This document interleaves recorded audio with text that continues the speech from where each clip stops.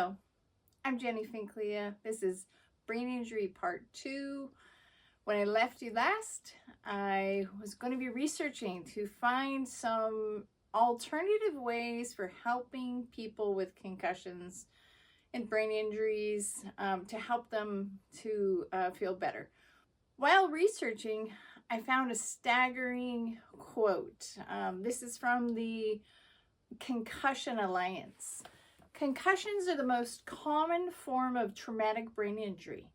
TBIs are a public health epidemic and are 8 times more common than breast cancer, AIDS, multiple sclerosis, and spinal cord injury combined. Across the world, a staggering 56 million happen annually. That's 1.77 concussions per second. That is astounding. As I thought about this statistic and all the concussions that have happened, it dawned on me, wait a second, I had a second concussion. So my first concussion was in December of 2024. My second concussion was the latter part of September in 2025. I was opening the curtains on a window and the end piece popped off and the rod and all the curtains came flying and hit me right in my forehead. And that left me out of the loop for about a week. So it wasn't as bad as the first concussion that I had, but I hadn't fully recovered from the first one. My cognitive abilities and things weren't the best. But then to add insult to injury, I went to India and I traveled there with my children. My daughter's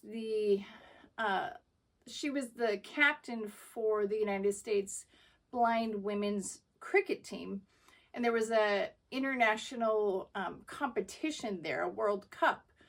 So she was there. My son was also the manager for the team that year as well. So I went with them, some other family members also.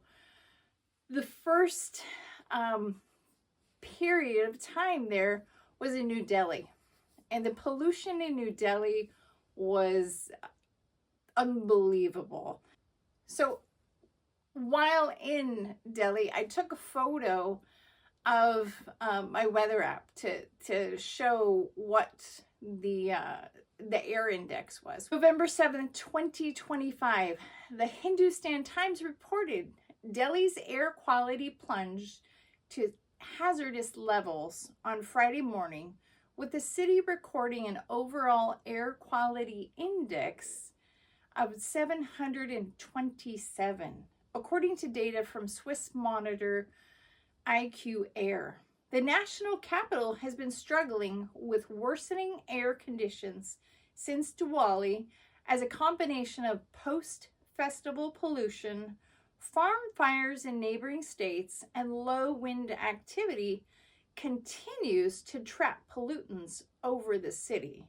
Here's a quote from neurologist Dr. Rahul Chawla. He advised staying indoors, masking, using purifiers, and limiting outdoor exposure. He said Delhi's air quality index hit 727 on November 7th, sparking protests at India Gate as pollution reaches hazardous levels affecting far more than lungs. Doctors now urge people to leave the city if possible. Dr. Chawla also states air pollution doesn't just cause respiratory diseases, it also damages your brain, both in short term and long term. Now, we were in New Delhi and Delhi. It's about 2 kilometers distance away from each other, so they're right next door to each other.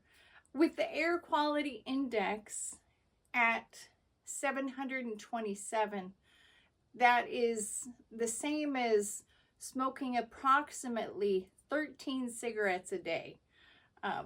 Quite amazing. And it didn't matter that the air was toxic. They had to be, whether it was games outside, there was an inaugural event that was planned, and a gala where we had to be. So I have some video to show what the air looked like and just how bad it was. Kind of looks almost foggy outside, but in tragic reality, it is super filled with pollution. The air quality has been between 400 to 750 the whole time we've been here. So what appears to be like a fog outside is solid pollution.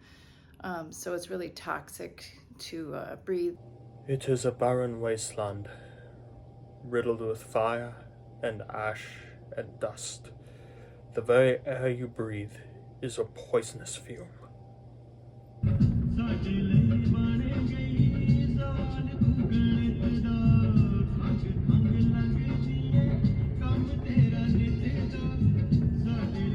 It's been hard to think too with all the pollution. Are these finger foods? This from now? This is vegetable, salt and pepper, no onion. Shukriya. Thank you. While in New Delhi, we stayed at a 5-star hotel. Despite it being a wonderful hotel, the pollution was still in the hotel. You could see a cloud across the lobby inside the hotel. You could, we were on the 6th floor. You could smell it in your room. It was in your hair, it was on your skin, you know, the water, everything was affected by it. So we had to think outside the box because our lungs were aching because the air was just awful. And I had brought a steam iron, and we had some bottled water. So we thought outside the box, and we'll show you what we did to get a little relief for our lungs at this point in time.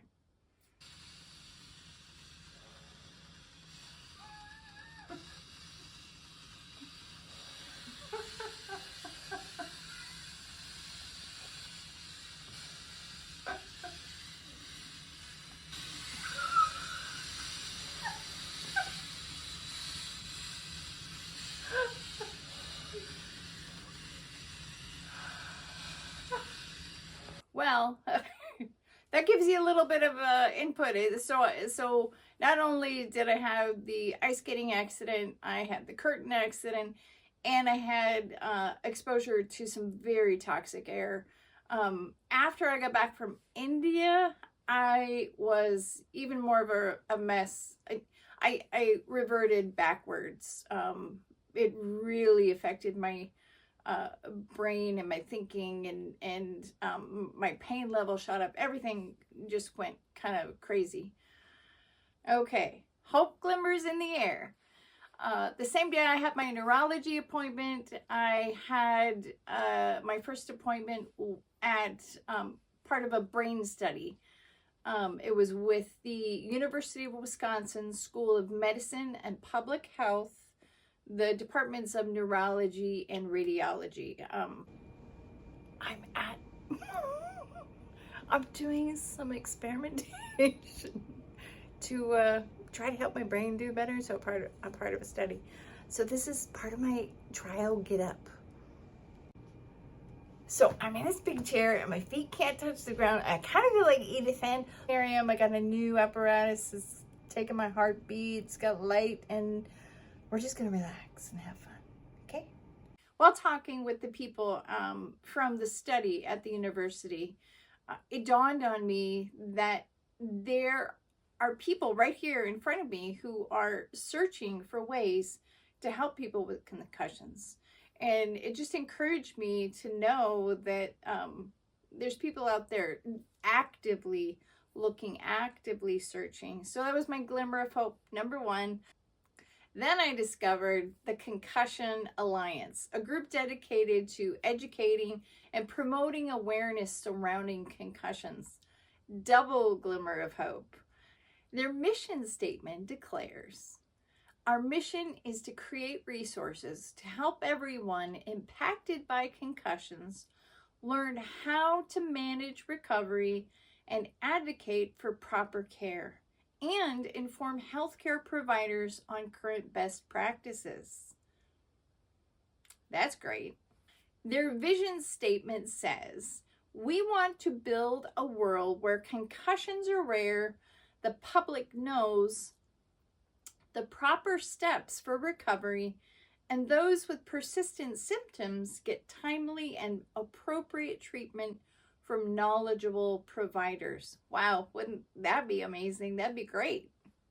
When I looked at their website, it made me think of me and my story, and here's some quotes from their site. 15 to 50% of patients have persisting symptoms for up to a year or longer. Many doctors don't know current guidelines for concussion care, and concussion follow-up is particularly deficient. Both patients and providers face barriers by assessing current information about concussion recovery, leaving patients in pain, frustrated, and lost in the healthcare system. It is totally my story, but it's also so many other people's story. There's a lot of people out there who need hope. They need to know that there are some alternative ways that they might not be getting from their doctors, or they just don't know what to do. So I'm excited to continue to point the way. Yeah, I'm just so excited to help people. Yeah, the number 56 million is such a small number, because those are just the people who have had the concussions. That doesn't count their family, their friends, their people they work with.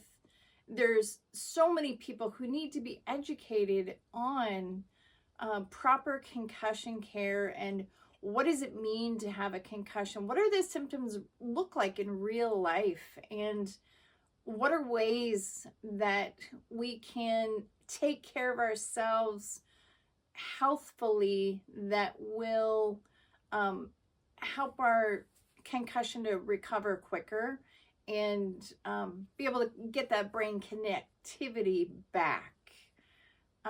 So please help me out and share my video, subscribe, give me a like, and thank you so much for watching.